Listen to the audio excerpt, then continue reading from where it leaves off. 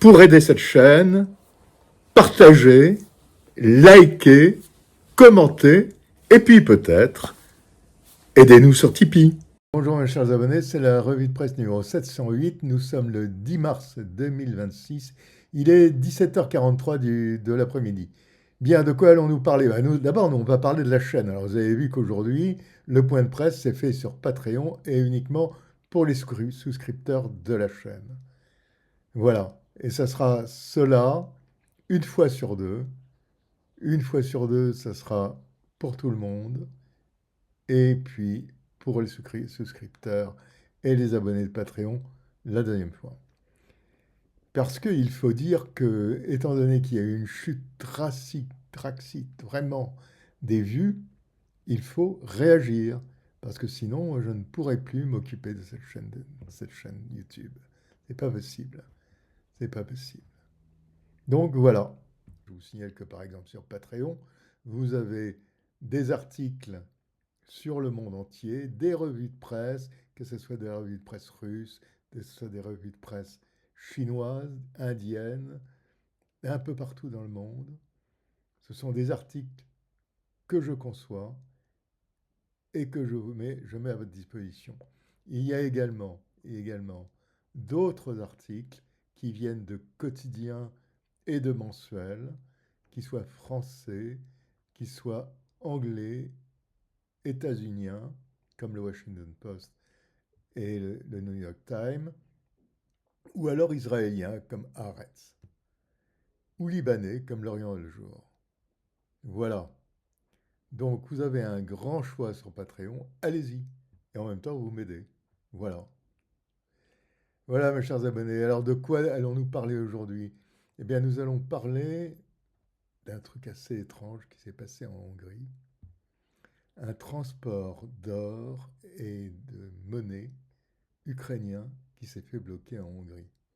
Alors là, c'est vraiment des points d'interrogation. Où allait cet or et où allait ce pognon? Alors là,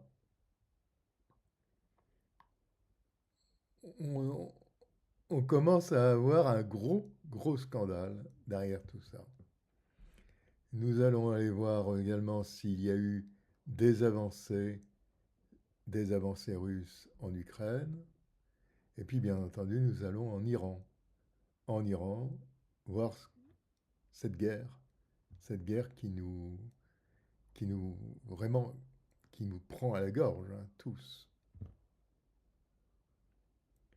Voilà, et puis, autre chose aussi.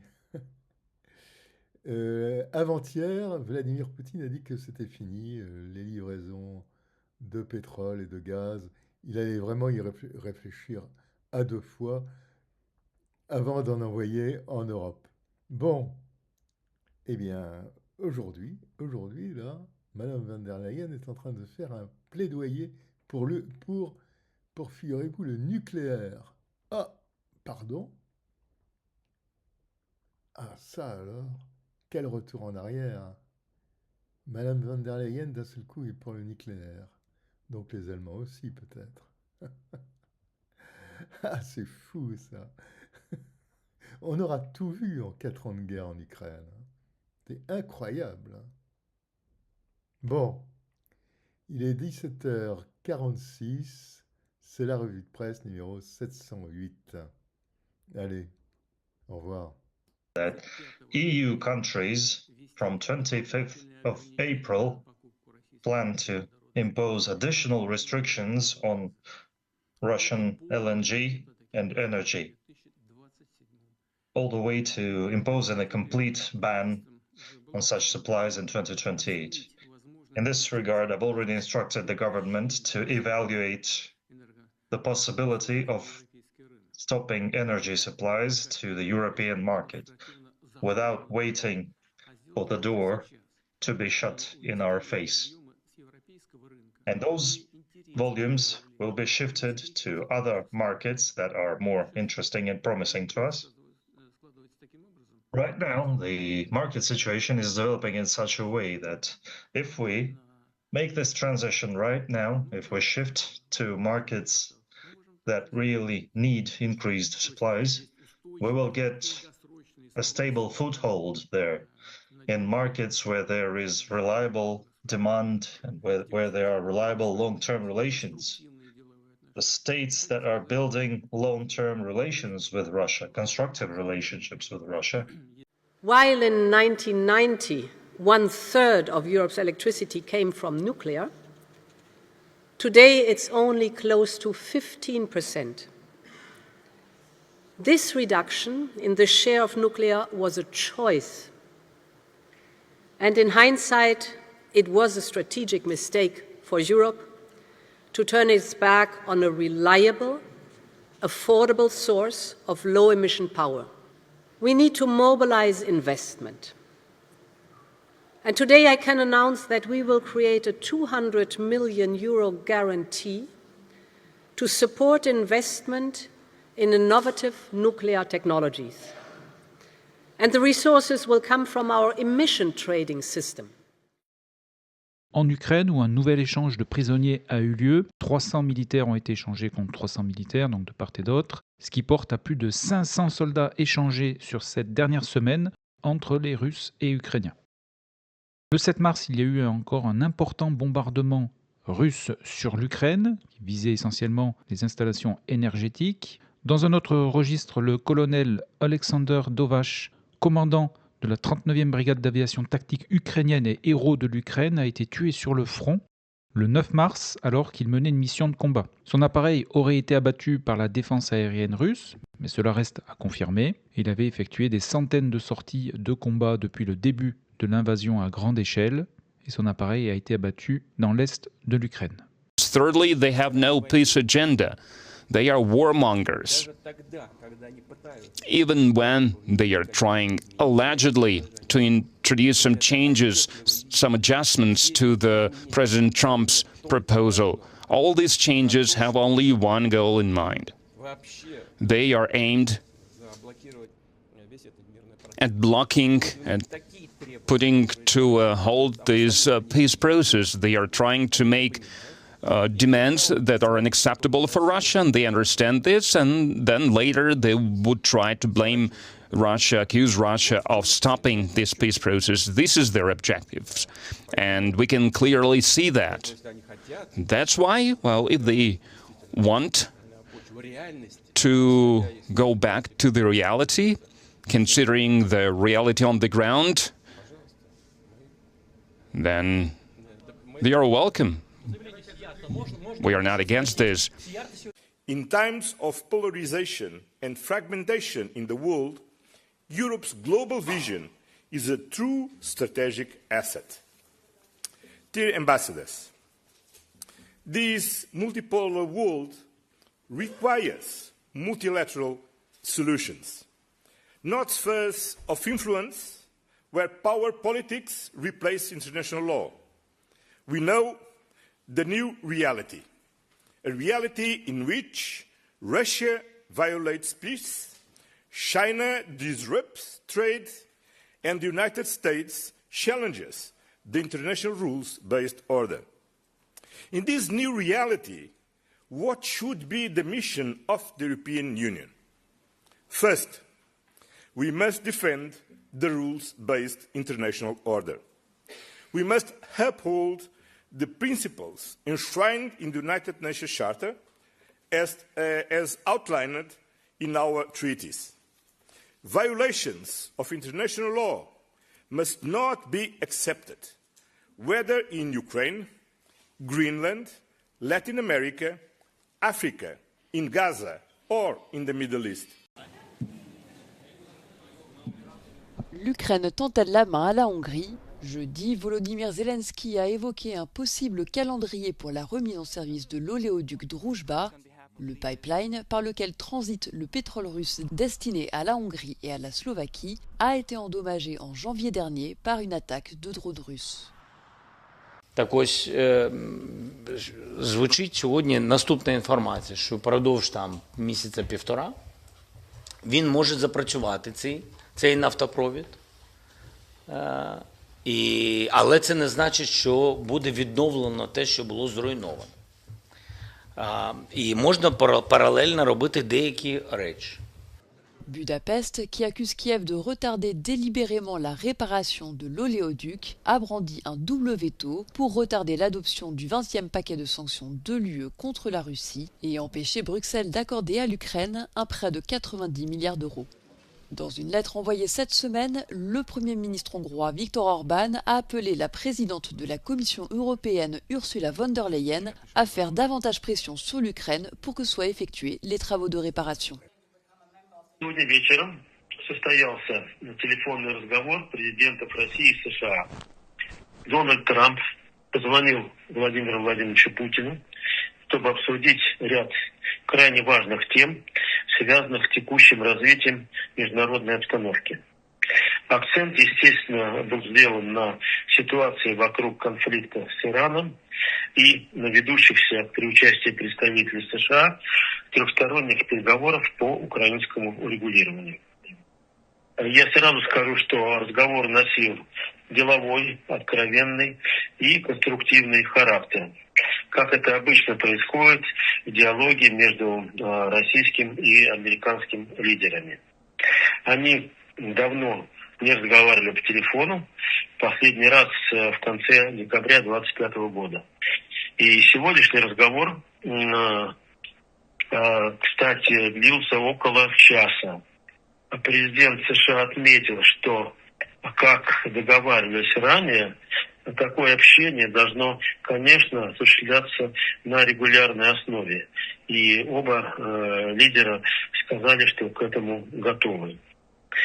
Президент России высказал ряд соображений, направленных на скорейшее политико-дипломатическое урегулирование иранского конфликта.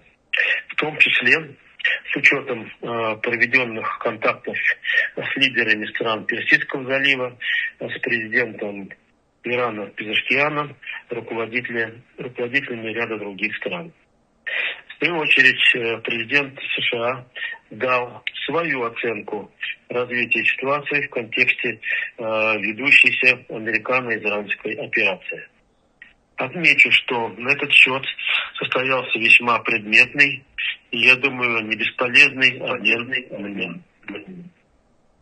Президент Трамп вновь выразил заинтересованность в том, чтобы конфликт на Украине завершился скорейшим выходом на прекращение огня и достижение долгосрочного регулирования. С нашей стороны высказана положительная оценка посреднических усилий, предпринимаемых командой Дональда Трампа. Donc d'abord, ça a commencé par le 4 mars. Volodymyr Zelensky a menacé Viktor Orban. C'était suite au veto de Viktor Orban sur le prêt de 90 milliards de dollars de l'Union européenne pour l'Ukraine. Je propose d'écouter ça. Et puis ensuite, vous allez voir la réponse qui a été faite le lendemain.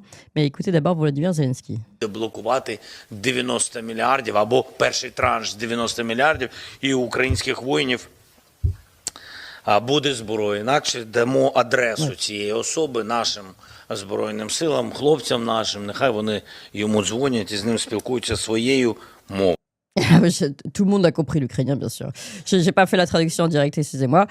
Donc, il dit qu'il espère que personne dans l'Union européenne ne bloquera les 90 milliards et prévient que si c'est le cas, il donnera l'adresse de cette personne à ses forces armées pour qu'elles lui parlent dans leur propre langue. Vous entendez, vous comprenez bien ce que ça signifie.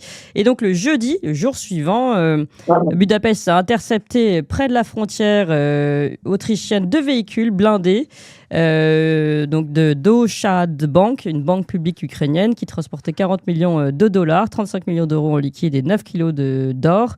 Et à son bord, 7 Ukrainiens, dont un ancien général des services de renseignement. Donc la Hongrie a annoncé avoir lancé une enquête pour blanchiment d'argent. Et Kiev répond prise d'otage.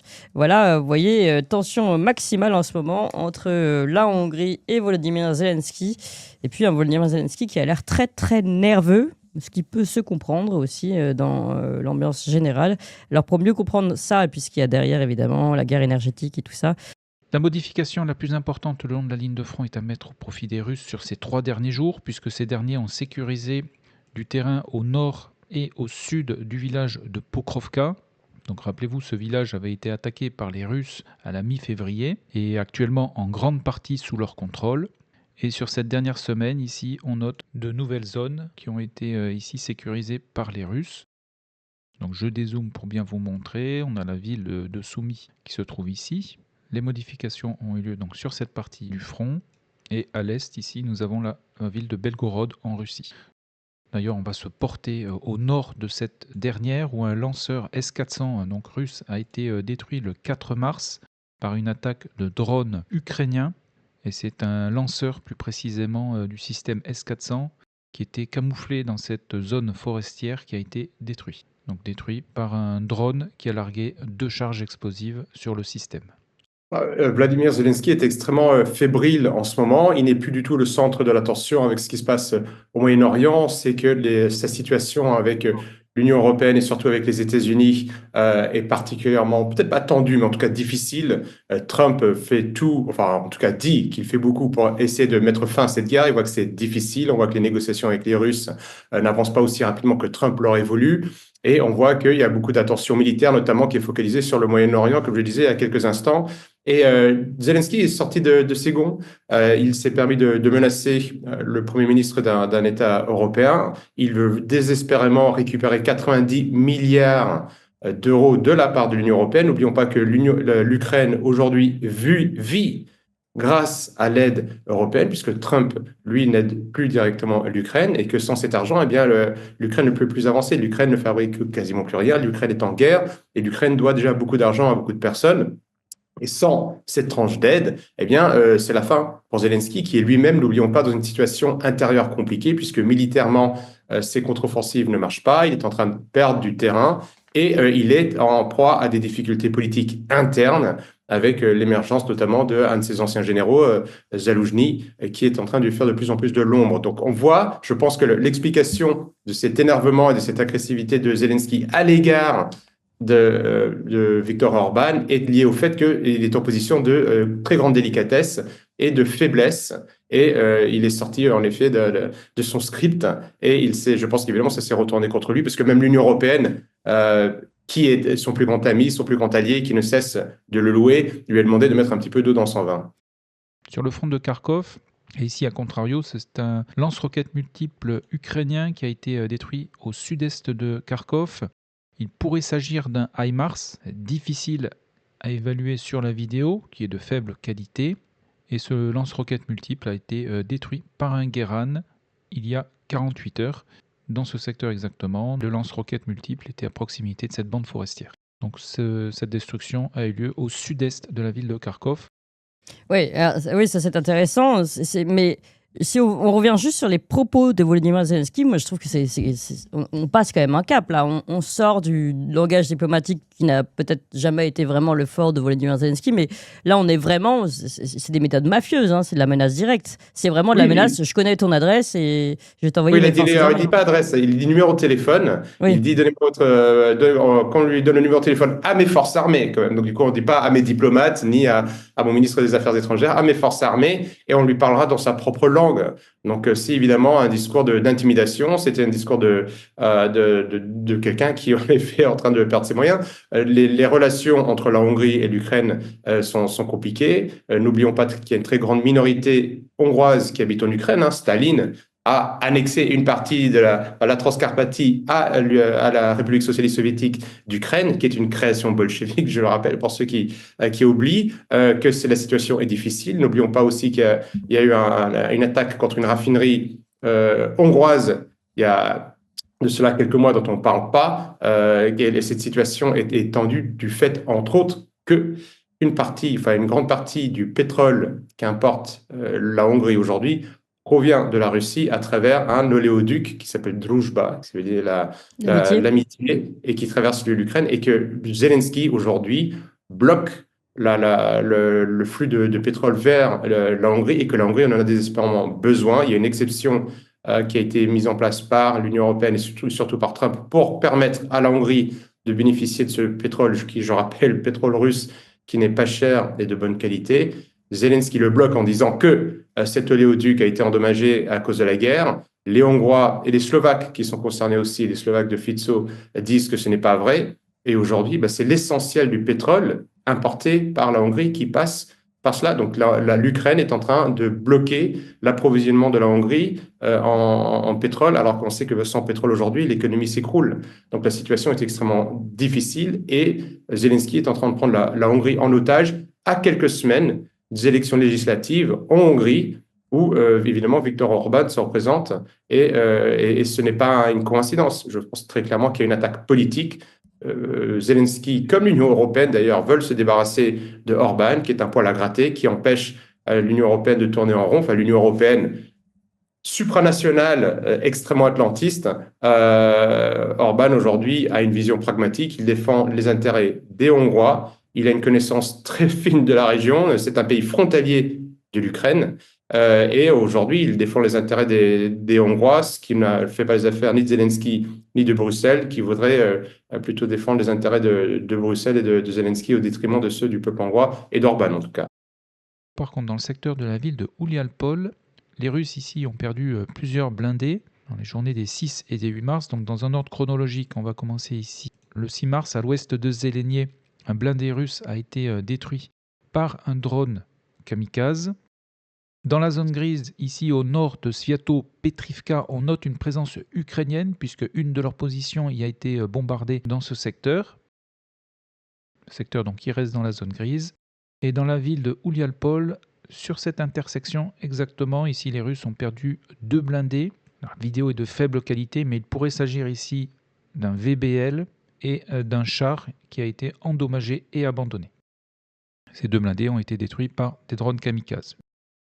Alors là, les menaces qui étaient proférées par Zelensky la semaine dernière, bien voir dans quel contexte elles interviennent dans ce contexte très tendu. Et lorsqu'il parle de cette fameuse enveloppe de 90 milliards et du veto hongrois, il faut savoir que la Hongrie a décidé de mettre en place ce veto, constatant que l'Ukraine n'envoyait plus de pétrole pour des raisons politiques depuis 1 mois et demi. Et tout en sachant, c'est toujours pareil avec les élites ukrainiennes, c'est qu'en réalité, ici, la branche sur laquelle ils sont assis, puisqu'au savoir, jusqu'à présent, jusqu'à mi-janvier, y compris tout au long de la guerre, le pétrole arrivé par cet oléoduc Druzhba, donc Amitié, était raffiné en Hongrie, et les Hongrois renvoyaient notamment du diesel aux Ukrainiens qui peut servir à l'effort de guerre. Alors ça, évidemment, ça a été stoppé comme mesure de rétorsion. Pareil pour la Slovaquie qui a stoppé. La Slovaquie était même allée plus loin puisqu'elle n'envoie plus d'électricité à l'Ukraine. En revanche, à l'heure où on parle, la Hongrie envoie toujours du gaz à l'Ukraine. C'est-à-dire que c'est toujours intéressant lorsqu'on entend que la Hongrie est anti-ukrainienne, qu'elle n'aide pas les Ukrainiens, etc. Non, la Hongrie envoie énormément de gaz aux Ukrainiens, et y compris de l'électricité. Des installations radars russes ont été attaquées et détruites sur la commune Eupatoria, plus précisément donc à l'ouest. Et c'est ce secteur qui a été attaqué par une quinzaine de drones FP2 que l'on peut voir sur la vidéo. Et dans cette attaque, 2 radars ont bien été détruits. Donc il s'agit d'un radar P14F Lena, qui est un radar de surveillance aérienne donc de longue portée, ainsi qu'un autre radar, un EBO U, qui est également utilisé dans la détection à longue portée. Ce dôme a également été endommagé dans l'attaque. Alors, pour cette histoire de convoyeurs de fonds, alors là, il y a plusieurs choses. Alors évidemment, il faut fonctionner avec des pincettes et des hypothèses. Donc, je pose des questions ce matin. Je n'ai pas les éléments, je n'ai pas accès à l'enquête. Il y a une enquête qui est en cours, à la fois du fisc hongrois. La commission de sécurité nationale du Parlement hongrois se penche également sur la question. Il y a une proposition de loi qui a été mise sur la table lundi, donc hier, pour faire en sorte que les montants qui sont quand même conséquents, ainsi que les nombreux kilos d'or qui ont été saisis, puissent être gardés sous scellé jusqu'à la fin de l'enquête, ce que le cadre juridique actuel ne permet pas. Je rappelle que si les Ukrainiens parlent de prise d'otages, les 7 membres du convoi ont été libérés. Hein. Ils sont en Ukraine, hein, dont un ancien membre des services ukrainiens, les forces spéciales, je crois. Il y a plusieurs choses qui clochent, pour parler simplement, dans cette histoire. Donc, on voulait acheminer ce magot de Vienne à Kiev. Alors, à ce que je sache, passer par la Hongrie, c'est pas le chemin le plus court. Normalement, il faut passer par la Slovaquie et la Pologne, ça fait économiser au bas mot 3 heures. Donc évidemment, la question, ce qui se pose, c'est pourquoi prendre le risque d'acheminer une telle somme d'argent à travers la Hongrie, c'est-à-dire qu'un pays, aux yeux de Kiev, qui est, selon eux, hostile à Kiev. En plus, oui, ça c'est... Oui. Alors évidemment, là, il y a toute une série d'hypothèses qui s'ouvrent. Est-ce que Kiev était réellement la destination finale de cet argent ? Est-ce que cet argent aurait pu être réceptionné par des individus, des groupes, qu'ils soient criminels, mafieux, ou éventuellement des partis politiques ? Vous voyez à qui je peux faire allusion. C'est une question, c'est une hypothèse de travail, encore une fois plus. D'ailleurs, il y a une journaliste, alors Diana Pachenko, qui est journaliste star de la télévision, enfin plutôt anciennement star, puisque maintenant elle est c'est vrai, hein, pour être tout à fait honnête avec vous, très opposée à Volodymyr Zelensky, qui explique qu'en réalité, cet argent vient de Bruxelles et est en partie là pour financer Zelensky, mais aussi les opposants hongrois à Orbán, pour mettre en place ce qui pourrait s'apparenter à une sorte de Maïdan, pour un peu exciter les foules. Encore une fois, je parle au conditionnel, mais c'est ce que dit cette Oui, vous voulez dire une espèce de l'argent pour organiser une révolution colorée, quoi, en gros. Mais c'est un conditionnel avec des on ne sait pas. En tout cas, moi, hypothèses. si vous voulez, si j'ai de l'argent à faire transiter vers l'Ukraine, j'évite de le faire passer par la Hongrie, d'autant plus qu'il y a un chemin plus court qui peut traverser un pays ami, hein, qu'eux considèrent comme ami, qui est la Pologne. Donc là, il y a donc toute une série ça fait pencher l'hypothèse vers une idée d'une destination finale dans la Hongrie. Tout en sachant, on sait ce qu'est l'Ukraine. Hein. Il y avait récemment donc l'affaire de corruption Tibor Mindic. Hein, on se souvient de ces images des toilettes en or massif, si vous voulez. Il y avait tout un réseau par donc les livraisons d'armes, les ristournes en liquide, les commissions, les rétrocommissions, etc. Enfin, selon les experts, c'est qu'en réalité, environ un tiers de ce qui est normalement livré en termes d'armes à Kiev n'arrive pas sur le champ de bataille. On ne sait pas où ça va. Alors, encore une fois, là, des hypothèses, je pose des questions. Simplement, voilà, encore une fois, j'insiste sur ce point. Pourquoi ça a tout de suite provoqué une réaction absolument épidermique des Ukrainiens et notamment de l'ambassadeur d'Ukraine en Hongrie qui a tout de suite parlé de prise d'otages, de vol, etc. Si vous voulez, ça colle pas avec la narration officielle qui est de dire, bon, bah, c'est une simple opération bancaire, comme il peut y en avoir. Mais dans ce cas, pourquoi est-ce que c'est escorté par Les Russes consolident leur position sur le front de Soumy dans le secteur de Pokrovka, donc sur les abords nord et sud de ce village. On note également une légère avancée russe sur le front de Siversk. Des frappes dans la profondeur ont détruit un entrepôt où étaient stockés des Guérades sur l'aéroport de Donetsk. Un Pantsir russe a été détruit sur le front de Zaporizhia. Et en Ukraine, dans l'oblast de Dnipro, c'est un Mi-8 donc ukrainien qui a été détruit par un Guérad. Des installations gazières ont également été attaquées dans cette oblast. Et enfin, en Crimée, au moins 2 radars russes ont été détruits à l'ouest de Eupatoria. Dans la nuit noire, le feu, le grondement des missiles qui s'abattent sur Téhéran. Au petit matin, des immeubles éventrés, des cratères béants. Ces bénévoles du Croissant Rouge fouillent les décombres, étage par étage, à la recherche de survivants. Sur cette échelle, une femme est sortie vivante des ruines. Des secouristes la soutiennent et l'aident à descendre. Au sud-est de Téhéran, de la fumée noire s'élève de cet aéroport international de Kerman. Les frappes continuent, américaines, israéliennes, sans interruption depuis 11 jours. Des attaques massives qui poussent Donald Trump à s'avancer sur la fin du conflit. Ce fut seulement une excursion, c'est quelque chose que nous devions faire. Nous sommes sur le point d'avoir fini. Une journaliste de CBS renchérit. Vous avez dit que ce serait terminé prochainement, peut-être cette semaine? Non, mais très vite. Très vite. On a détruit tout ce qu'il y avait, y compris leur leader. De son côté, Benjamin Netanyahou tient un autre discours. Il estime que les buts de guerre ne sont pas encore atteints. Notre aspiration est de libérer le peuple iranien du joug de la tyrannie. En fin de compte, ça dépend de lui. Mais il ne fait aucun doute que les actions entreprises jusqu'à présent lui portent un coup dur. Et nous n'en avons pas fini. Israël continue ses frappes en Iran, mais aussi au Liban contre le Hezbollah. Sur ces images, des institutions financières sont visées. Est-ce que cette guerre est presque finie pour vrai? Il faut voir que M. Trump, depuis une semaine, a dit une chose et son contraire. À un moment donné, il y avait des missiles de précision en quantité abondante et puis finalement pas assez. Hier, avant la fermeture des marchés, Donald Trump qui dit « On est pas mal arrivé à terme dans ces opérations militaires. » Ça a rassuré tout le monde. Le prix du pétrole, comme par magie, s'est effondré, enfin plus de 10%. Puis après la fermeture des marchés, il y a eu des déclarations, d'autres déclarations un peu contradictoires en disant « Oui, mais il faut aller jusqu'au bout. L'effort de guerre n'est pas terminé. » Puis ça pourrait être plus compliqué. Donc, peut-être voulait-il tester si sa parole était encore performative. Réponse courte, oui.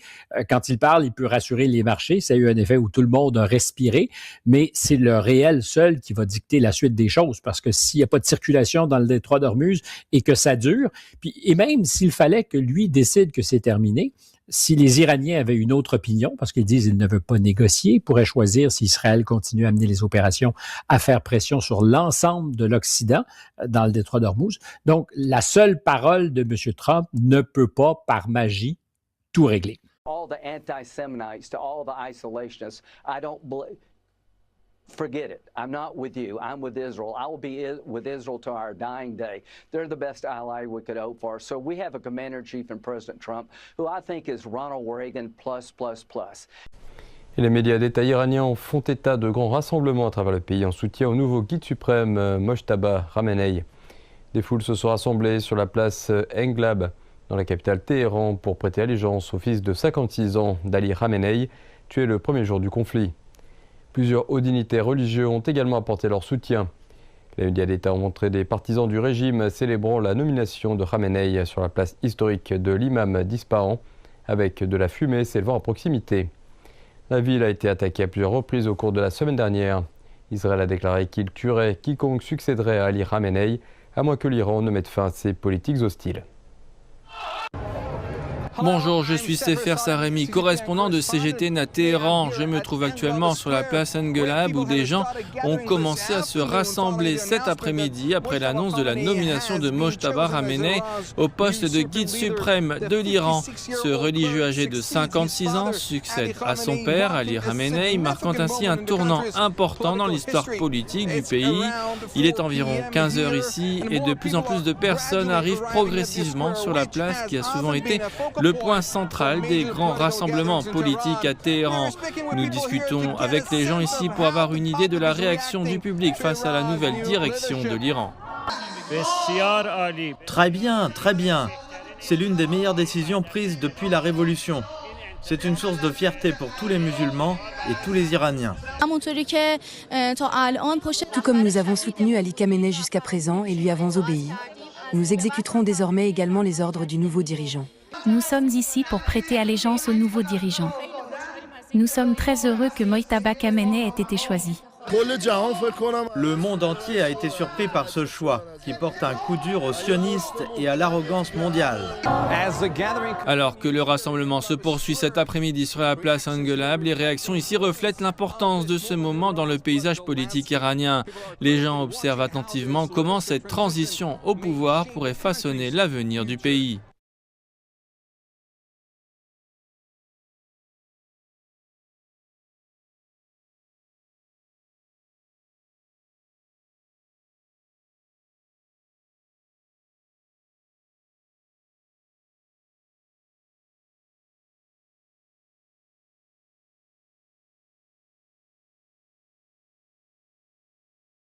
Donald Trump and I believe that America ought to be tough and America ought to have a strong foreign policy. But when people like Kamala Harris send our sons and daughters, our young people, to fight in stupid wars, it is the young generation that carries the burden of that. We're going to stop sending our young people to faraway lands. We are not the policemen of the world. We need to use our young people here at home. Mais les scénarios devant nous, je pense qu'ils sont assez simples. Il y en a 3.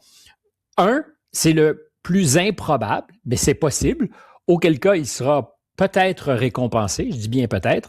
Moi, je le mets à 5%, maximum 10%. C'est que ce qu'il a annoncé va arriver. C'est-à-dire que très rapidement, dans les 10 jours, 15 jours, peut-être 3 semaines, le régime tombe et il y aura des gens au pouvoir qui seront prêts à discuter avec les États-Unis, à normaliser les relations et à s'engager à être pacifiques dans la région. Les Israéliens seraient satisfaits et estimeraient donc que l'affaire est jouée, que tout le monde peut retourner tranquillement à sa petite routine. Moi, je n'y crois pas beaucoup. Et même si ça devait arriver, ça aurait coûté très, très, très cher et ça aurait épuisé un peu aussi les États-Unis, comme Israël d'ailleurs en termes de ressources militaires.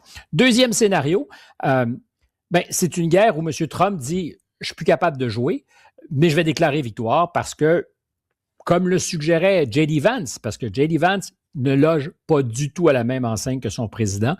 Il est très discret, tu remarqueras, mais il avait offert une espèce de voie de sortie en disant c'est dans le fond le nucléaire qui nous occupe, puis si on est capable d'avoir la certitude, je sais pas comment tu l'as, mais tu peux le dire, c'est le miracle de la parole performative, si on a la certitude que le programme nucléaire est sous contrôle et qu'on a fait le job, on peut crier victoire.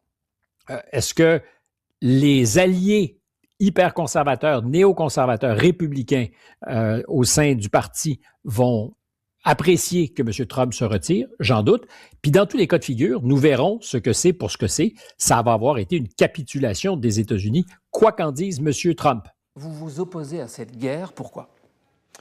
D'abord parce que cette guerre est illégale, mais cela ne suffit pas aujourd'hui à justifier une opposition. Je crains que cette guerre ne fasse pas l'objet d'une réflexion suffisante. D'abord, elle est menée très unilatéralement par les États-Unis et par Israël. Les Européens n'ont même pas été consultés. C'est dire que nous ne sommes pas dans le cadre d'une action collective. Et puis, nous le voyons bien jour après jour, les risques n'ont pas été pris en compte.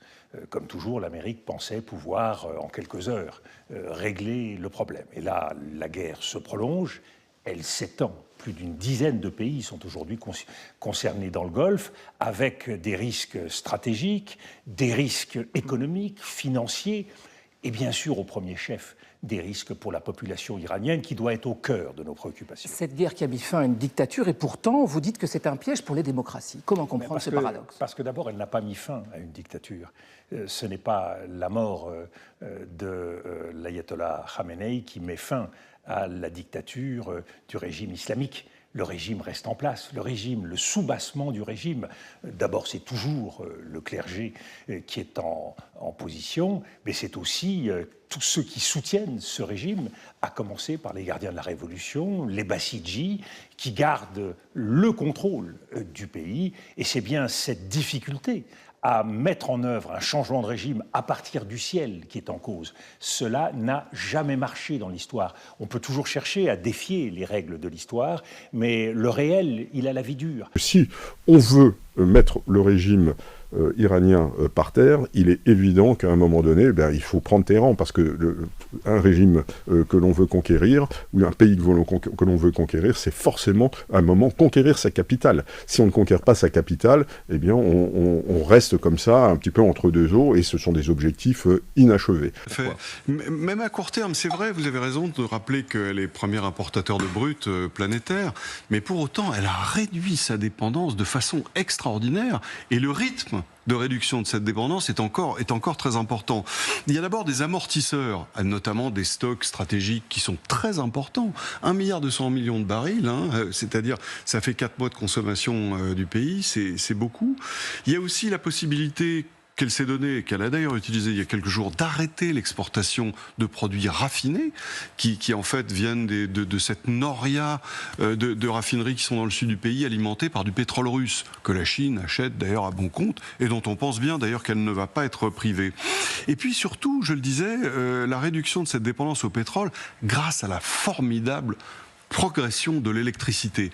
Si on ne considère rien que la voiture électrique, grâce à la voiture électrique, la Chine consomme 1 million de barils jour en moins.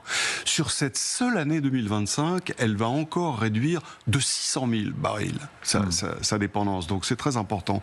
Et dans le même temps, elle a beaucoup réduit le gaz et le pétrole dans la production d'électricité, au profit du charbon, qui est produit localement. Alors, c'est pas très heureux au plan climatique, mais la Chine voit ça comme une transition. Elle est aussi le premier producteur mondial de charbon, au profit des renouvelables. Alors là, pour le coup, les capacités de renouvelables installées en Chine en 2024 sont plus importantes que celles qui ont été installées sur la planète entière. Je ne sais pas si vous voyez ce que ça représente, c'est énorme, et au profit du nucléaire, qui est aussi fait à la maison, évidemment. En fait, l'indépendance énergétique est un objectif que la Chine poursuit avec constance depuis 30 ou 40 ans, et couplé d'ailleurs depuis une vingtaine d'années avec la décarbonation, ce qui montre bien que ça n'est pas contradictoire. Alors, sur le moyen terme, vous l'évoquiez, c'est plutôt au plan politique, mais il est tout à fait possible que cette affaire, cette équipée des États-Unis lui offre une opportunité extraordinaire pour augmenter sa puissance ou son prestige. En fait, elle va avoir le choix entre deux possibilités. Soit elle se présente comme le champion de l'ordre et du multilatéralisme face à une Amérique violente, prédatrice, trumpiste en quelque sorte. Et il ne faut pas oublier que cet argument porte considérablement sur ce qu'on appelle le Sud global. Donc elle se met en position de conforter sa position de chef de file du Sud global. Autre branche de l'alternative, elle fait le pari inverse et profite du bazar pour faire un hold-up sur Taïwan. Et la Russie a eu l'Ukraine, l'Amérique a le Venezuela et l'Iran. Bah après tout, pourquoi pas à nous de consolider nos banlieues en devenant vraiment les rois de la mer de Chine et en ayant cette espèce de porte-avions naturel qu'est Taïwan qui permet de rayonner et d'étendre son emprise stratégique sur toute la zone, tout en réunifiant le pays. On sait très bien que Xi Jinping, le chef de l'État, est très attentif à cet objectif. Il voudrait le réaliser lui-même. Il aurait demandé à l'armée tout récemment d'accélérer les préparatifs pour le blocus et l'invasion de Taïwan, qui aurait aussi des lourdes conséquences économiques. Ça serait faire main basse sur la centrale mondiale de production des semi-conducteurs et donc avoir un levier sur l'Occident. Elle ne pourra pas avoir les deux. Il faut soit être gentil, soit être méchant, mais dans les deux cas, la guerre d'Iran aurait été une bonne affaire pour la Chine. C'est un navire officiellement immatriculé dans les îles Marshall, dans le Pacifique. Il a pu franchir le détroit d'Ormuz malgré les menaces des gardiens de la Révolution. Comment le KSL Enyang, qui transporte des marchandises en vrac, a-t-il pu traverser? Un tour de passe-passe sur fond de diplomatie et de pétrole. Ces points et triangles de couleur symbolisent les navires qui transitent par les 212 km du détroit d'Ormuz. Ici, l'état du trafic maritime la veille des frappes israélo-américaines sur l'Iran, une moyenne quotidienne de 130 navires. Là, le trafic actuel, un maximum de 8 navires par jour seulement. Une chute de plus de 90%, conséquence de la guerre et des menaces très explicites des gardiens de la Révolution. Si quelqu'un veut traverser ce détroit, qu'il sache que nos héros dévoués dans les forces navales des gardiens de la Révolution et de l'armée mettront le feu à leurs navires. Nous en avons identifié 9. 9 navires en attente aux portes du détroit. Ils sont immatriculés au Panama, Libéria ou Koweït. Mais ils ont un point commun. Ils mettent désormais en avant sur leur fiche d'identité des liens avec la Chine. Il arrive aussi qu'on a l'identité de navires ou des informations de propriété qui soient modifiées dans ce temps-là, ou des messages qui soient diffusés pour indiquer que voilà, ce soit une propriété, un équipage chinois. Illustration avec le KSL Enyang, officiellement immatriculé dans les îles Marshall. Mais en quittant l'Arabie Saoudite le 4 mars dernier, il modifie sa fiche d'identité envoyée automatiquement aux autres navires et précise « propriétaire et équipage chinois ». Il a pu franchir le détroit d'Ormuz dans la nuit. Pourquoi le drapeau chinois est-il devenu un laissez-passer aux yeux des gardiens de la Révolution ? La contrepartie, c'est que la Chine fournit à l'Iran tout ce dont la République islamique a besoin, par exemple les infrastructures militaires, ou d'autres domaines du service de renseignement, des radars, etc., etc. Autrement dit, Chine rend le service à la République islamique d'Iran qui lui donne à son tour du pétrole. Il existerait une autre manière d'obtenir la clémence des gardiens de la Révolution. Selon nos confrères de l'AFP, au moins 2 navires ont déclaré, je cite, un équipage musulman. Sur Hormuz, c'est très très dur de contrôler Hormuz parce que ce sont des cavernes, ce sont des rochers avec ce détroit extrêmement fin. Il y a des drones. Enfin, je veux dire, l'Iran s'est préparé à ça. Donc, il ne faut pas croire que ça va être une prise de position facile pour les Américains. Nicolas. Oui, non, je pense que contrôler Hormuz, c'est un doux rêve. Je rappelle que les Iraniens ont des missiles hypersoniques. Hormuz, c'est 30 km de large. Donc, les missiles hypersoniques qui sont notamment destinés pour les bateaux, je pense que ce serait... Donc, je ne vois pas... Donald Trump, il a compris que Hormuz pose un problème. Est-ce qu'il avait sous-estimé? Peut-être, c'est probable. Et donc, comme Emmanuel Macron l'a annoncé aussi quand il s'est exprimé mercredi dernier, il me semble, il a dit qu'il avait un projet pour permettre de faire circuler les bateaux à Hormuz. Là, aujourd'hui, il a dit oui, on sera là le jour où tout est fini. Bon, c'est pas exactement le même projet, en fait. Trump, ça fait plusieurs fois qu'il annonce. Là, j'ai même vu une annonce où il disait qu'il devait, qu'il voulait que les gens n'aient pas peur et qu'ils y aillent. Il faut y aller, c'est pas grave. Il y a plusieurs initiatives. Ils ont aussi mis en place un fonds de 20 milliards de dollars il me semble, pour permettre d'assurer ces bateaux et remplacer des assurances qui ont fait défaut. Donc moi, j'y crois pas trop. De manière cynique, plus encore que les missiles et les drones, je pense. Et je suis sincèrement très surpris de comprendre et de voir aujourd'hui à quel point les Américains, les stratèges américains, ont oublié l'histoire, la géographie, n'ont pas écouté les conseils de tous leurs copains économistes et financiers qui connaissent cette situation. Je veux dire, les banquiers de Wall Street savent parfaitement comment se construit une crise pétrolière. C'est hallucinant de voir à quel point, au bout de 10 jours, comme si les Américains étaient surpris. On entend peu les Israéliens sur le sujet pour l'instant, mais les Américains, la déclaration, le général parlait de la déclaration de Rubio, à quel point ils sont surpris par ce qui se passe. Enfin, je veux dire, le détroit d'Ormuz, il est connu comme le loup blanc par toutes les marines du monde. Tout le monde sait à quel point il est facile à bloquer et extrêmement difficile à débloquer sans prendre de risques. C'est-à-dire que là, vous parliez des missiles, mais c'est sans parler des vedettes, de toutes ces vedettes iraniennes que les Pasdaran ont préparées patiemment depuis des années, qui vont utiliser ces 1700 mètres de côte pour pouvoir aller frapper des bateaux. C'est quand même sidérant de se dire que les Américains, les stratèges américains ont oublié ces principes-là, ont oublié qu'une campagne militaire ne suffisait pas. Alors peut-être qu'ils n'ont pas imaginé la résilience du régime et le fait qu'il y aurait un nouvel ayatollah assez rapidement, un nouveau guide suprême, je veux dire, assez rapidement, mais c'est plus qu'une épine dans le pied des Américains et des Israéliens. C'est une deuxième... On a beaucoup parlé la semaine dernière des phases de la guerre, parce qu'on suivait un petit peu le calendrier, j'allais dire, que nous donnaient les annonces officielles américaines et israéliennes, la première phase, la seconde phase. Là, c'est les Iraniens qui imposent une seconde phase et qui, j'ai l'impression, perturbent complètement le cheminement de la guerre tel qu'il était prévu, au point que la France est obligée d'envoyer des bateaux et de se mettre dans cette posture défensive. Enfin, ça complique sérieusement les choses. Et puis les pays du Golfe commencent à eux aussi paniquer. Les pays du Golfe, là, il y a des réactions aujourd'hui des pays du Golfe qui disent il faut que ça désescalade rapidement, alors que tout indique que ça ne va absolument pas désescalader. Exactement, Mathieu. C'est ce que rapporte le média américain Axios, qui est un média extrêmement bien informé ici aux États-Unis. Il rapporte donc que l'administration de Donald Trump n'est pas contente à la suite de ces frappes israéliennes contre ces dépôts pétroliers en Iran. Parce que, notamment, les Américains, l'administration Trump, craint que cela n'aggrave un petit peu plus la situation économique ici aux États-Unis. Je vous explique. Le prix du baril de pétrole a dépassé les $100. Ce n'était jamais arrivé depuis juillet 2022. Donc c'est une situation quand même assez exceptionnelle. Je regardais les chiffres là tout à l'heure. C'est la nuit ici aux États-Unis, mais on était à $105 le baril de pétrole. Or, ça veut dire que la guerre va commencer à avoir des répercussions sérieuses sur le portefeuille des Américains. Sachant que les Américains, à l'origine, n'étaient déjà pas favorables à cette guerre contre l'Iran. Donald Trump, donc, tente de faire le service après-vente et de minimiser ce prix, qui est quand même très conséquent pour les Américains. Il affirme que c'est un très petit prix à payer pour la paix aux États-Unis et la paix dans le monde.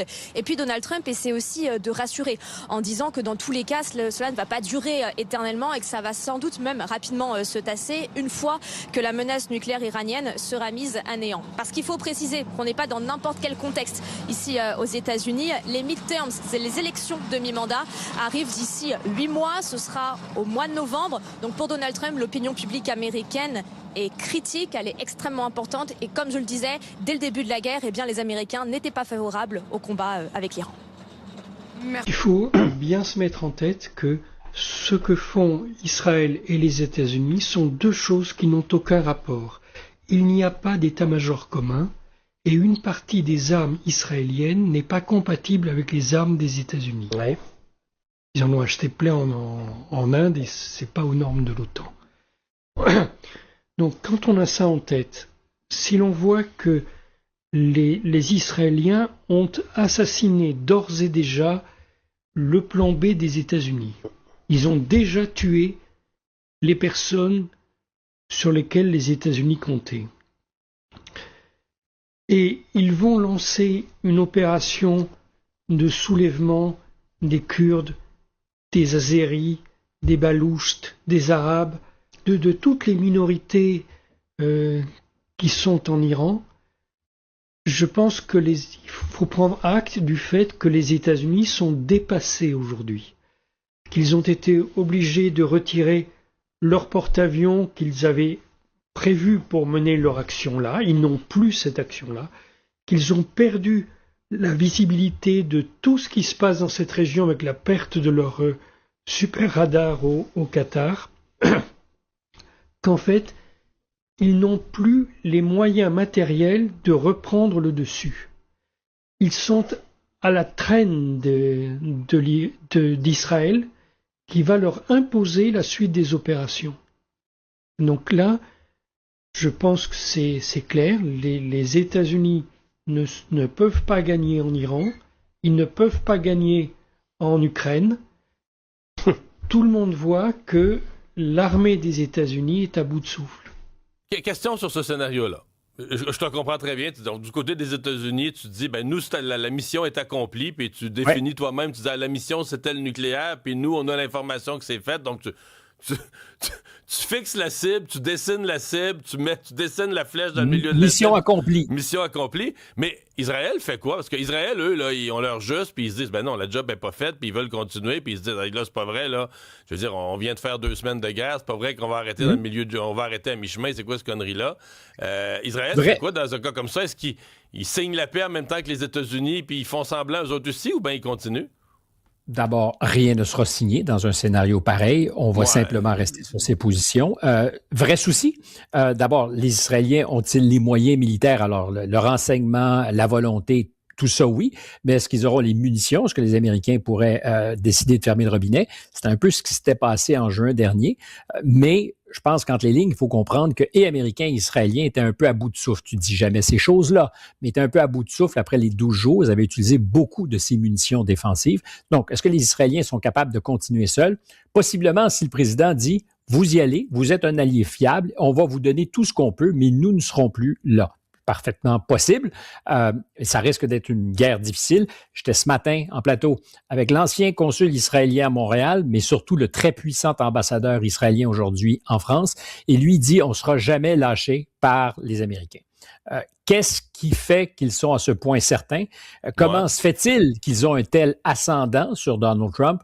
Je ne spéculerai pas, mais s'ils en sont certains, c'est qu'ils savent peut-être quelque chose que nous ne savons pas. Donald Trump, même s'il est âgé, je ne peux pas croire qu'il soit complètement idiot, et en tout cas, si lui est complètement idiot, les gens qui l'entourent ne le sont pas.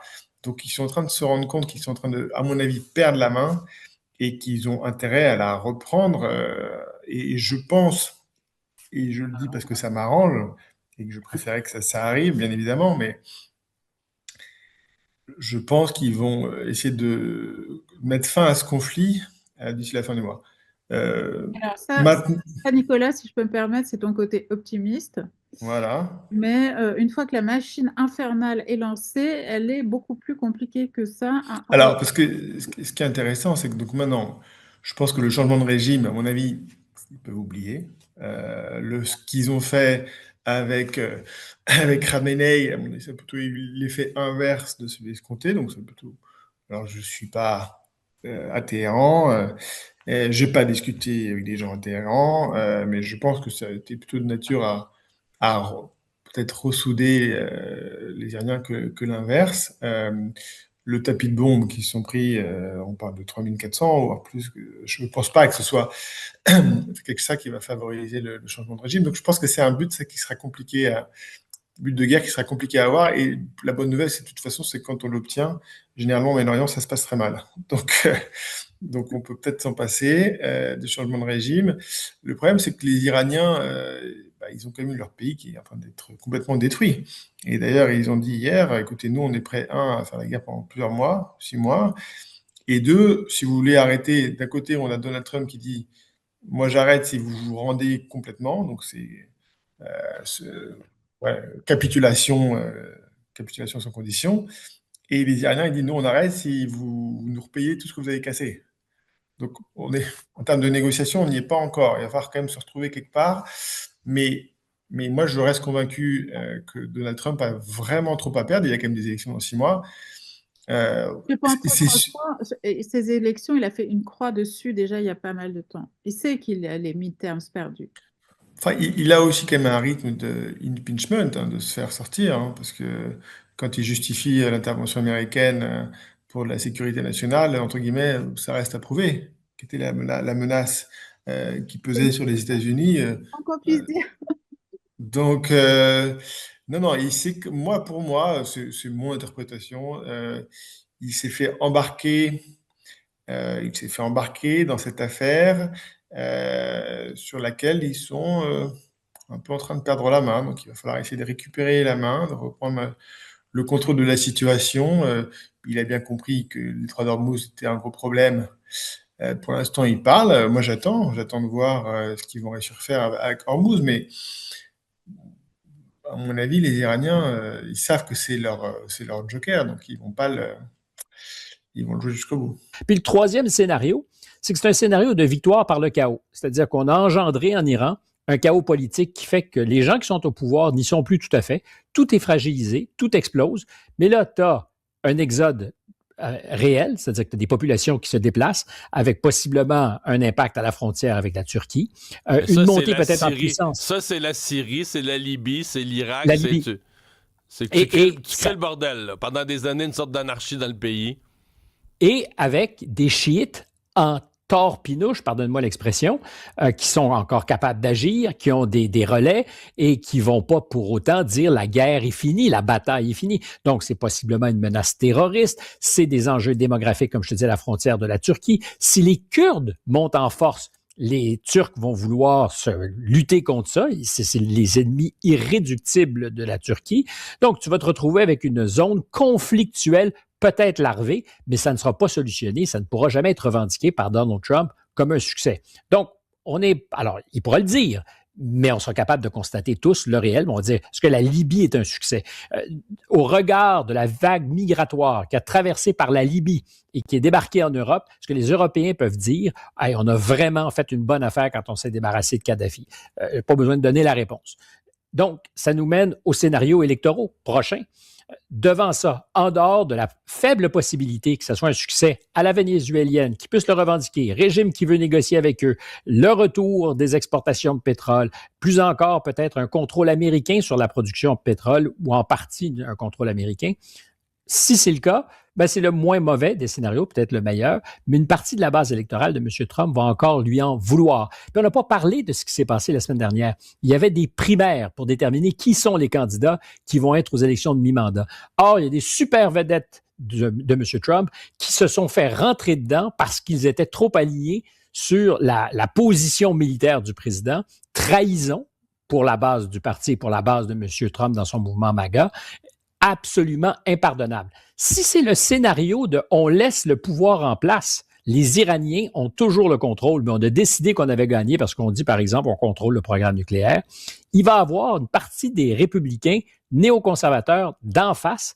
Puis s'il perd les élections, et je pense qu'il risque fort de les perdre, même si c'est loin, il va y avoir une procédure de destitution inévitablement mise en place par les démocrates, avec des républicains qui sauteront peut-être sur l'occasion pour se débarrasser de ce Trump tout-puissant qu'ils respectent parce qu'ils ont peur de lui, mais qu'ils n'aiment pas. Puis s'il n'a pas fini le job, on va lui reprocher de ne pas avoir fini le job. Puis dans le scénario où c'est le chaos total, ben je pense que c'est exactement la même logique qui peut s'opérer. On va dire oui, mais c'est une boîte de Pandore qui a été ouverte et les démocrates ne le lâcheront pas un instant.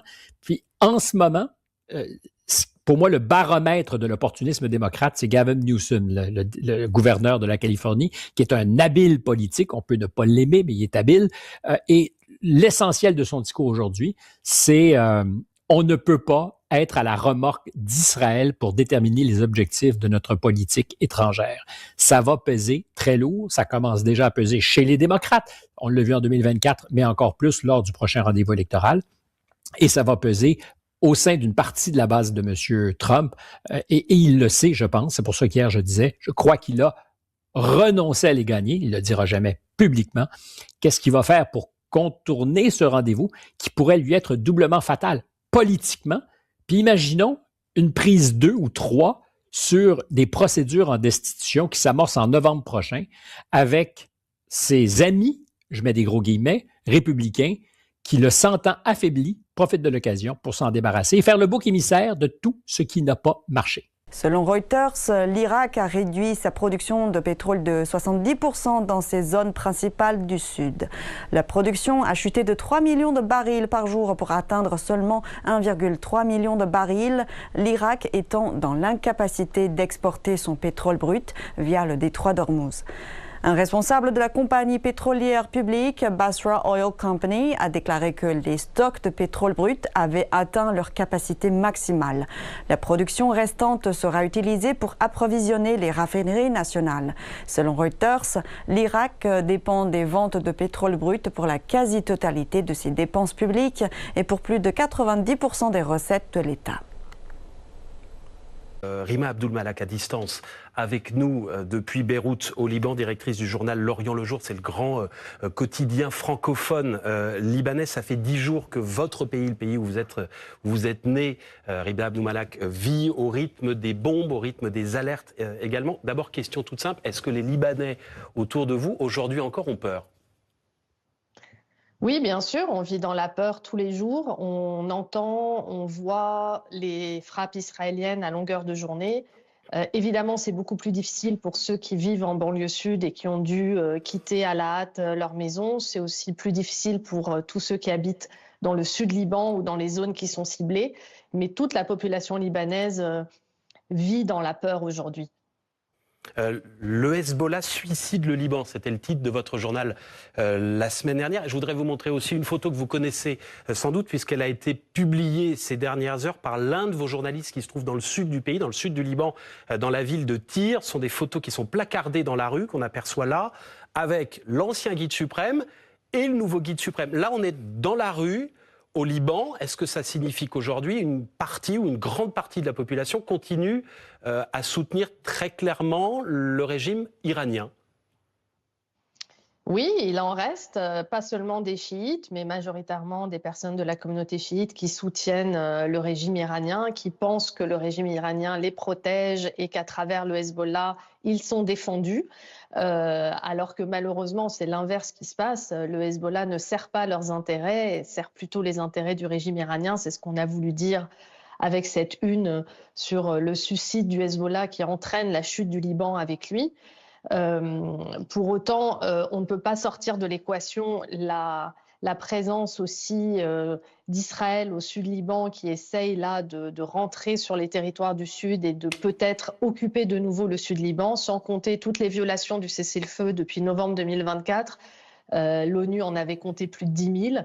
Donc c'est une équation complexe avec toutes les puissances étrangères qui nous entourent.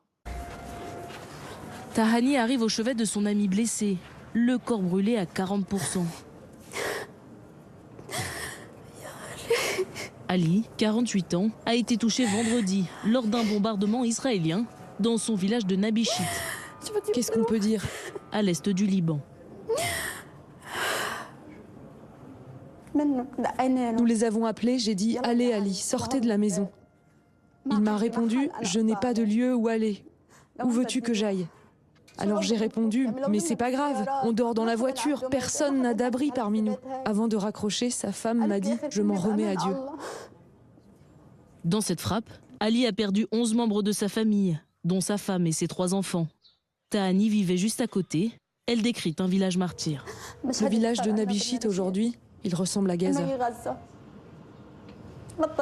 Plus rien n'est comme avant. Notre beau village est parti. Il va falloir du temps pour réparer nos blessures et pour faire le deuil de ceux qui sont partis.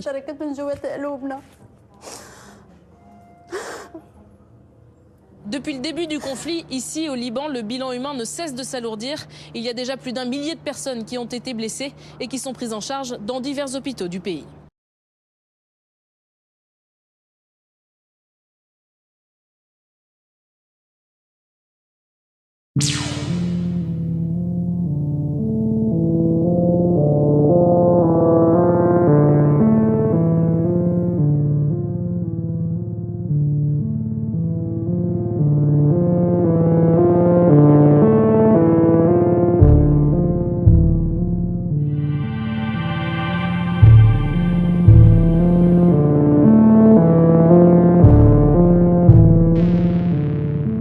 Alors, pour aider cette chaîne, partagez, likez, commentez, et puis peut-être, aidez-nous sur Tipeee.